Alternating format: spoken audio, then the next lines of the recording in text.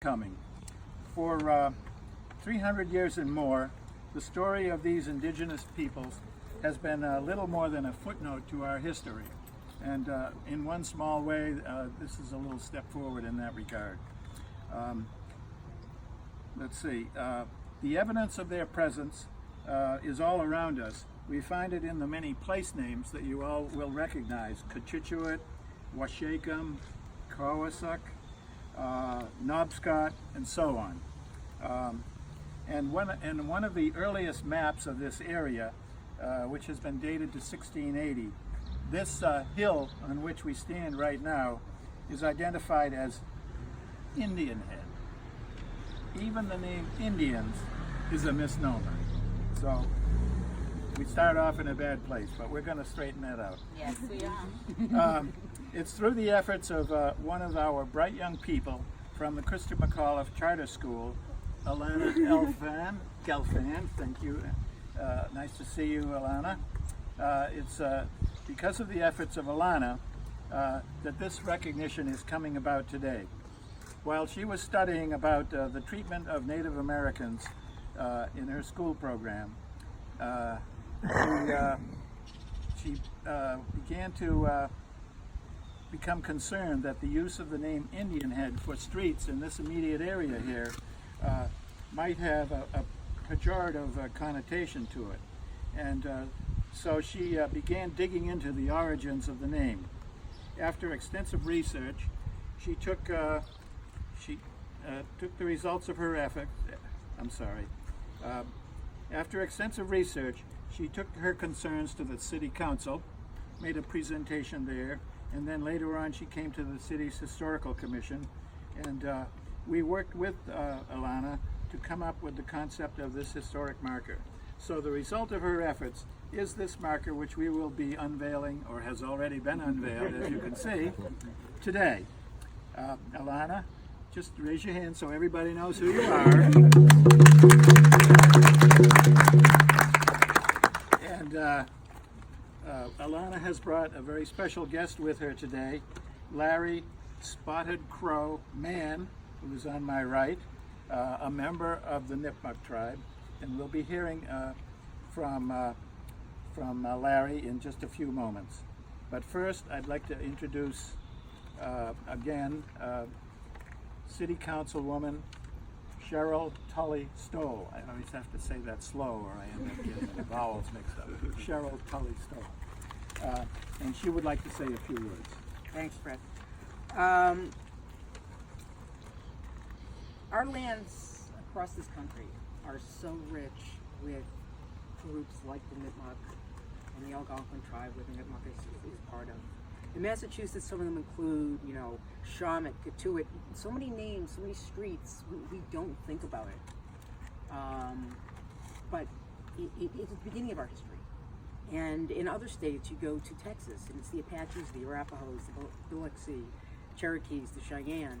Alaska is so complicated because it's so big. They have 5 major groups that have multiple groups within those, and they don't even usually just alliterate. Those folks did not fare well when others came to our shores. The treatment, as Elana learned in her school, was not kind, was not just. It has eradicated entire groups of people. And what did they do? They were the best stewards this land ever had. If they were still here and they were in power and they were standing up here and running this place, we wouldn't have a water tower, we wouldn't have pavements, and our land would be so much richer and so much better because of that philosophy. And the fact that Elana could feel that kind of sensitivity about these people from what they had done and how they lived, and was personally, she approached me back when we were still a Board of Selectmen, and she had driven by, I think we were with a friend in a friend's car, and saw the name Indian Head Road, and it bothered her because she thought it might hurt somebody's feelings, that they would feel it was insensitive to them. Most people don't even think that way these days, let alone spend the time to do something about it. And when she came, she was originally wanted to rename Indian Head Road Indian Head Heights to something else. I'm not even sure we had a real name at the time.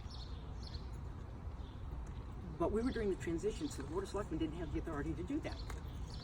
So I suggested, she could certainly come and make her presentation before this Board of Selectmen so she could get the message out and start the conversation going.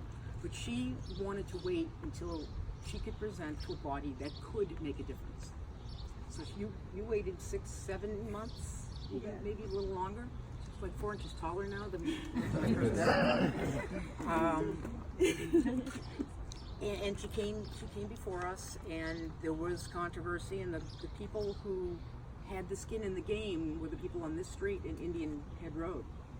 And the majority of them, the messages and emails I got from them were supportive.